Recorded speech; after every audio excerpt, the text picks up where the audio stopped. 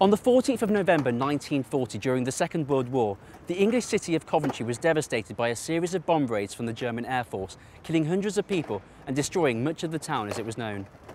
Coventry's iconic cathedral was brought to rubble, and its ruins still stand today as a symbolic reminder of that night and Coventry's rise from the flames. Coventry became a global symbol of peace and reconciliation after famously forgiving the Germans and establishing peace following the tragedy of that night. This week marks the 75th anniversary of that night, and Coventry will be remembering that night and the events that would change this city forever. Mary Locke was living in Coventry with her family during the Blitz, and her family home was destroyed that night when she was just 17.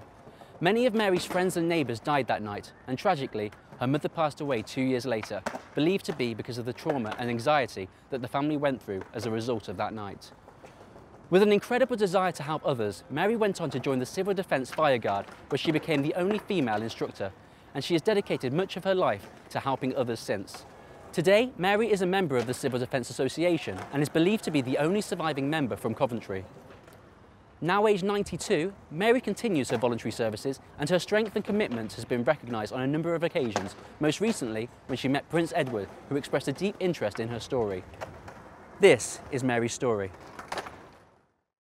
So, hi Mary, thank you for having me in your home today. If you could just firstly tell me about what your life was like before the Blitz happened. Well, firstly, I was 16 years old in 1939, and I lived at number 21 Three Spires Avenue, Coventry, with my father and mother and my two sisters. It was a semi-detached house which was built in 1928. I spent a lot of my time with the local church, and I was in the choir, I was in the Sunday school. In fact, I was a Sunday school teacher, and we had a young people's fellowship which I belonged to as well, so a lot of that kept me very busy over those years. And when 1940 came and I was 17, I left school by then, and so I was lucky to have a job in a bank, and I used to go to the bank at Bedworth, and I used to have to go into Broadgate to get the tram. And the tram took me from Broadgate along Foyles Hill Road to Bedworth. But this was at the time when we were getting bombs dropped on Coventry, and unfortunately Foyles Hill Road did have bombs and the track was destroyed.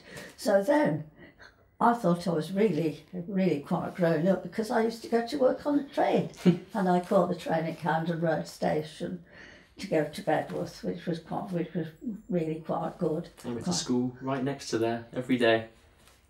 You did? Yes, and I got some books to show you for that, because my father went to public school as well, you see, and my grandfather went to public school. He was at the bottom of Hill Street. Wow. So, yes, I'm a Coventrian. I was born at the top of Bishop Street in 1923. So that was your childhood then, but what was life like in Coventry? What was life like for the people of Coventry? Well, it was a lovely old city. We used to go in there quite often because we did a lot of our shopping in the centre of the town. There was always a fish market, and there was the open market for buying vegetables and that sort of thing. And in Smithford Street, there was one of the places was where we could always go and buy our cheese at Gelsworthy's, and we went there every Saturday. And as soon as you went in, you were offered a piece of cheese to taste. Yeah, so that was in Smithford Street. Broadgate doesn't look a bit like it used to be. No. When it was just old, there was the council house is still in the same place, and the little road at the side called Hay Lane with a shop in it where you could always go and buy things if you would happen to be in the line of liking to do tailoring or sewing and that sort of thing. Yeah, so I mean, I've heard it was very medieval, very beautiful yes, town. Was. We had there was St Mary's Hall. Yes, that was just roundabout by the cathedral. So very different to how it is now then. Oh, it's totally different. The whole of the centre was just rubble, the way with the bombs coming down, because we didn't expect it, you see. Can you tell me about that day then, the 14th of November 1940? What was that day like? I mean, were you expecting it? No, we weren't expecting anything really to happen, although of course we knew that we'd seen tanks and armoured vehicles about. And we had bombs in Coventry in various places, but we didn't really think we were going to get such a night as a Blitz. We weren't really prepared for it. We hoped it didn't happen. We were told, well, it wouldn't probably happen because there was supposed to be 6 lines of defence before they got to Coventry. And the day was just an ordinary day. I mean, I went to the bank. It was a cold day. The night was bright with the moon, and that's like that. We came home, had our tea, and as usual, we were prepared. You see, we had to be prepared because Father was quite concerned that the house was going to be safe for us. So he'd had wooden shutters put to the windows of the front room. He had also a shelter put in the back garden, but unfortunately we couldn't use it that night because we'd had rain and it had got water in it. So what we used to do, we used to push all of the furniture in the front room up against the wall between the 2 rooms, and when the sirens went, we would be prepared to get behind this furniture in case we were unlucky enough to be targeted, but we had no idea that it was going to happen. Although previously there had been a landmine dropped near to us in a place called Crampers Fields, and it had come down whilst there were some Polish airmen in the Rialto cinema. They saw this parachute coming down. Well, of course, the bomb, if the size of the bomb would be about 6 foot, coming down in a darkened night, it looked as if it was going to be a soldier. And they ran out, and of course it went off and killed them all. So we had heard that there had been a landmine. But of course you never expect it's going to happen to you, do you? So when the sirens went about 6 o'clock, we were prepared to get behind these chairs, which we did. And at one point, my father, he thought he'd better go and have a recce and see what was going on. So he goes out into the street and comes back and says, well, there's a dark thing lying in the road between our road, Three Spies Avenue, and Christchurch Road, and something like a sheet draped over the tree and the house further down the road.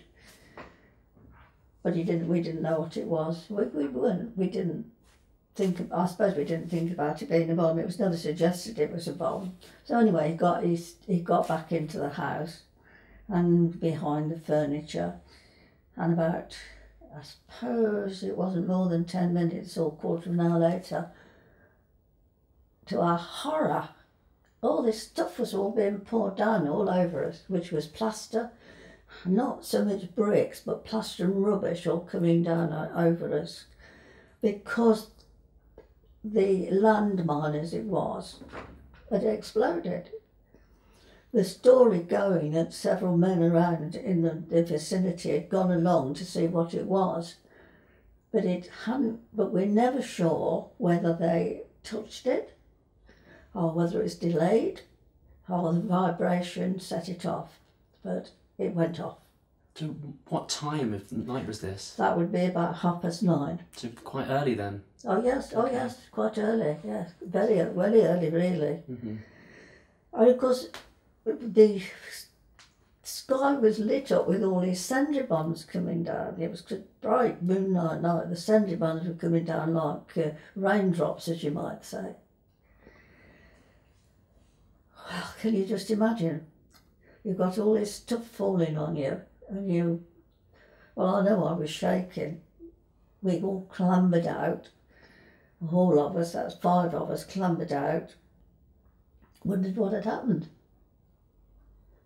We didn't really expect it, that we were going to get a bomb or anything exploding near to us.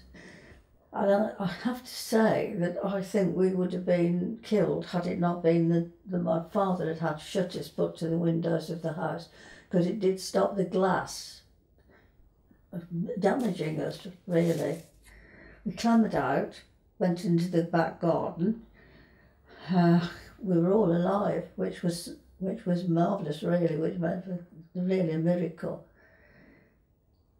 And we made our way towards the shelter. Of course, it was full of water, but that's where we had to be. Just sit in the shelter with the water. For the next, well, all of that night then, we were there, and we watched and heard all these drones of planes coming over and dropping these incendiary bombs around, so that the house where the sheet was over the, if it was a sheet, over the tree, those people were killed. Did you want me to tell you the number of people killed? Is that it? Tell me as much as you like. Yeah. Well, this was the first house where nearer to the landmine. And the mother and father had gone out. They'd gone to Berkswell, and in the house were 2 young people. One of them was 16, Almina, and her brother was 21. He was called Raymond, and the name was Holland. In the next house to them, there was an elderly couple called Sims, and they took their refuge under the stairs, because it was just a 3-bedroom house, that type of thing, semi-detached. Unfortunately, he'd gone into the kitchen. I think we were told to get her a drink, and he was killed. She was safe under the stairs. The next house was the one adjoining us, and their name's Williams, and the old lady wasn't very well, so she was in bed. I'm never sure quite where the young people were, but they weren't killed, but they were injured.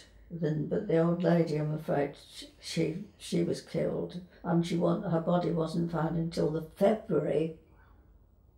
She'd been blown out of the bed and was under the bed, and of course the house, front of the house was all destroyed, and then there was us. Well, our house was just a wreck. It was. There was no. You couldn't live in it. The whole of the front of the house had gone.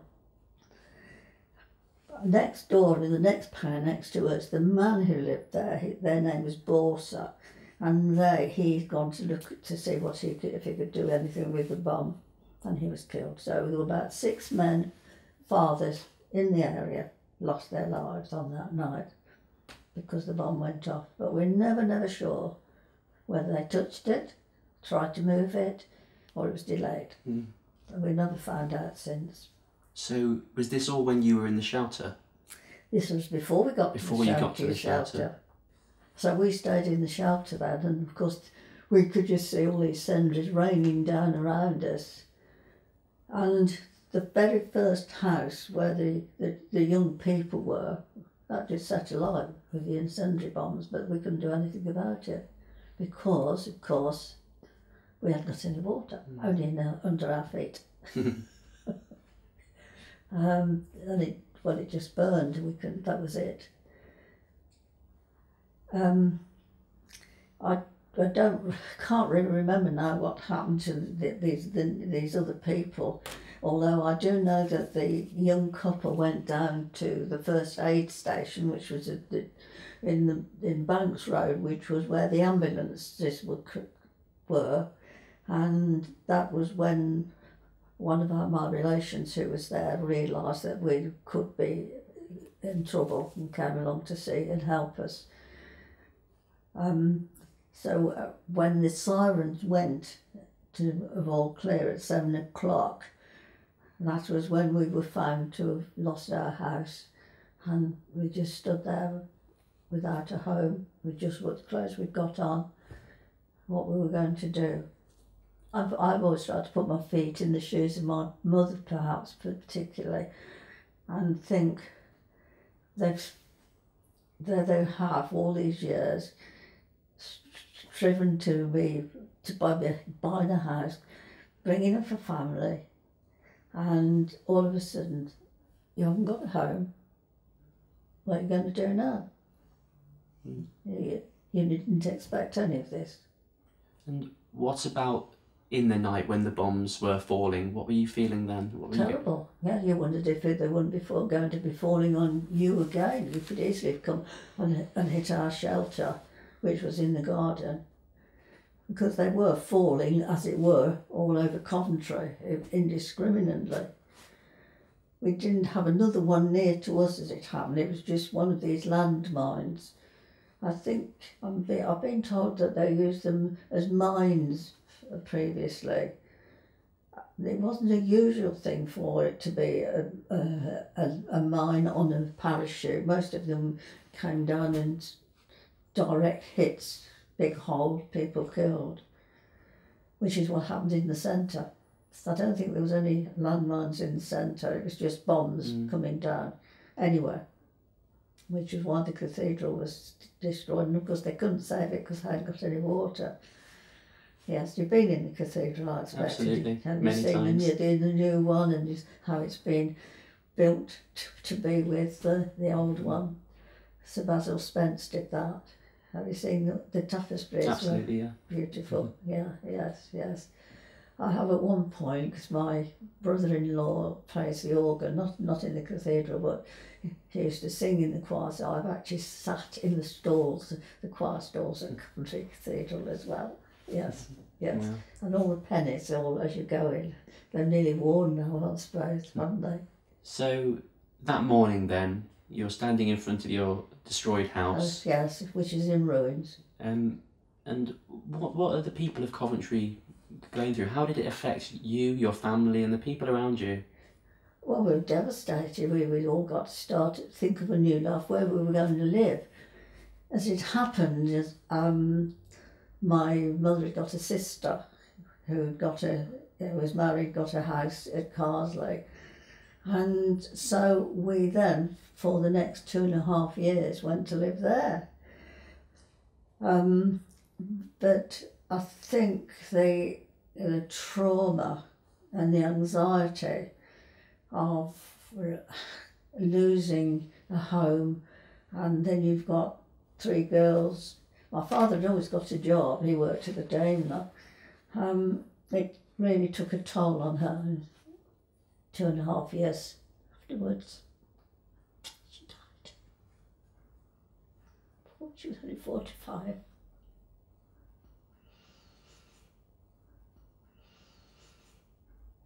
How are you feeling? How are your family all coping with this? Well, we were devastated. What were your feelings towards the Germans then, at this point? Well, I'd never had anything against Germans at all. I mean, I didn't know any of them as far as I was. Another lot of people, they were fine, but I suppose the men in the bombers were doing the job the same as what any of us Air Force people were doing, weren't they? Don't believe I hated them. I don't like the word hate anyway. Good. I don't like that word.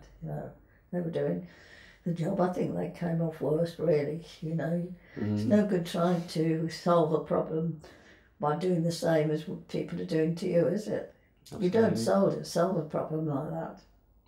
So, what was your view towards the British government then? Well, I think they were doing their best, and I think when Chamberlain went over there to talk to Hitler, he really was doing his level best, and when he came back with a piece of paper, they waved it to us and said, you know, this is it. I think we all believed he'd done a good job. So I think they were doing their very best. But it wasn't to be, was it? Because Hitler was more concerned about grabbing other people's property. So you're in Coventry. Coventry's destroyed, as it was known. How did Coventry recover from what happened? Well, it got built up eventually.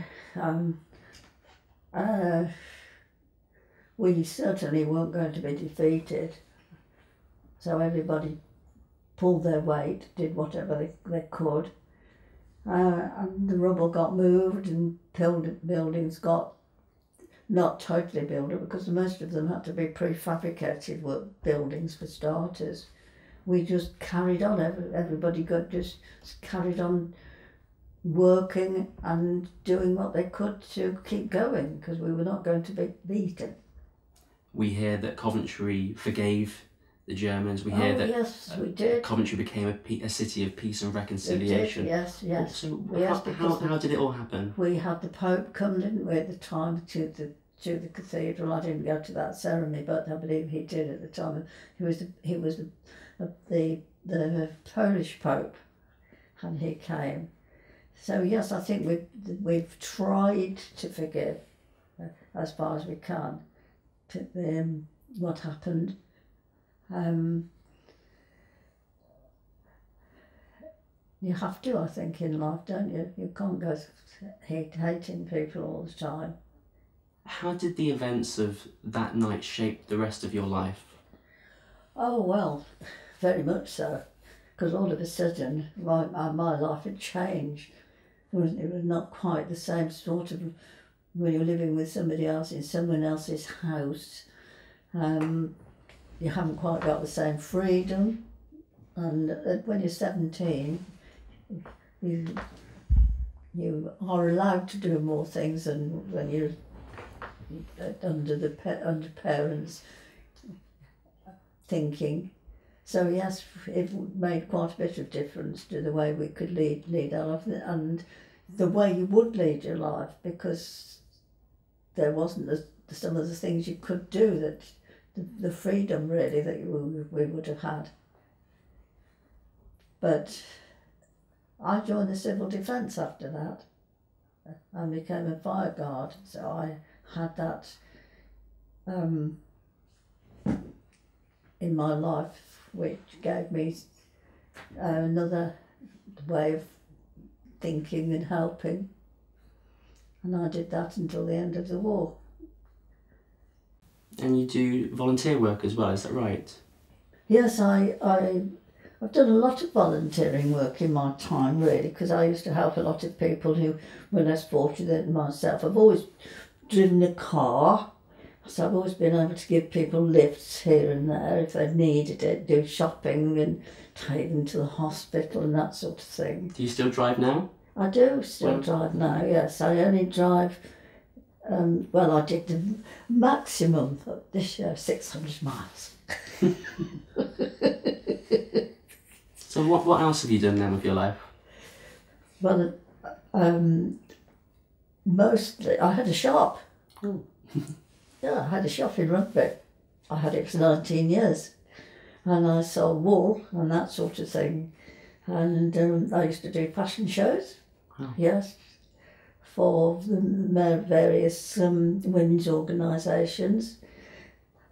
I had a team of girls who used to do it with me, which was great fun.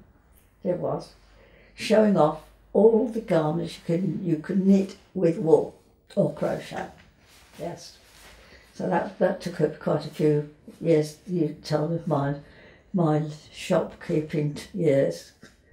I retired 26 years ago. So in that time I've done other things, and recently I've been a volunteer down at St Cross Hospital. I've done that for 18 years. I go down there every Wednesday morning and do what I can to help. As far as it goes, make coffee and tea, and then make sure that the patients, if they want a drink, or we can chat to them and make them feel at ease in the place. We've got a lovely hospital in Rugby. We really have. It's great. So I enjoy doing that. That's lovely. Yes. And I've been doing it, as I say, 18 years now. Wow. I want to continue doing it. They want me to be there till I'm 100. So I suppose Coventry is almost today defined by the Blitz. Why do you think it's important to remember the Blitz today? Well, I think it's got to be put over to the next generation why it happened, so that it never happens again. Because let's face it, they thought that the First World War would be that would never be a war, but 20 years later there was another one. We've got a long time now. We hope. I'm hoping it will never happen again. I do think that the children, the next generations, have got to know why it happened, and hopefully they will be able to solve a problem where perhaps we didn't solve it. So, in one night, Coventry was destroyed, as it was known, and that was one night that's never really been repeated again in the UK. But it's no secret that this type of thing does go on in the world. It is going on in the world. It's still going on in the world. Yes. So, I don't know how we're going to solve it. From your experiences of Coventry through the Blitz and after the Blitz, what do you think can really be learnt from how Coventry kind of rose above and rose from the flames? There's got to be a lot more understanding of people's lives, and how we've got to understand that there's two sides to a coin, isn't there? There's a top and a bottom. A penny's got a head and a tail. We've got to understand that, haven't we? That people are allowed to have the difference of opinion to us. So for many people like me, this is a part of the history of Coventry, but for you this was very much your memories and your experience. So how are you finding all of the 75-year commemorations this year? Well, I'm glad we can think about it, and we can put our thoughts to everybody around how we felt about it, because unless we talk about it to other people, they haven't got a clue, have they? No. Because I've been in the fire guard, in the civil defence, I belong to the association, and I had the opportunity to remember the Blitz by going to St Paul's Cathedral and remembering the people who I've been with in the fire guard, which was this group of men on the photograph that I've got here, and being able to represent them as well, and be introduced to Prince Edward. I think that was quite an experience to be able to talk to him about the Coventry Blitz, which he was very interested in, and I was selected to do that. There was only a few of us actually spoke to him at the Guildhall on that particular day. So, something I enjoyed doing. I'm pleased to be able to do it, because there's not many. Very proud. Well, yes, because doesn't seem to be anybody else in my age who's still around. Have you come across anybody else in Coventry? You're the first survivor of the Blitz that I've ever met, to my knowledge. Really? Yes. Well, I belong to the civil defence. I think that's probably why my name came up when I was first asked if I would do it. There must be others who were in Coventry, but probably didn't belong to the civil defence. Coventry will never die anyway. It won't. It's a very old city, but everything's going to be different when you have bombs dropped on it, isn't it? So, it's a big city now to what it was when I was a girl, very much so. We've got a lot of people who come to live in Coventry who now are Coventrians, but they've come from all over the world, haven't they, to live there? That's all right. Yeah.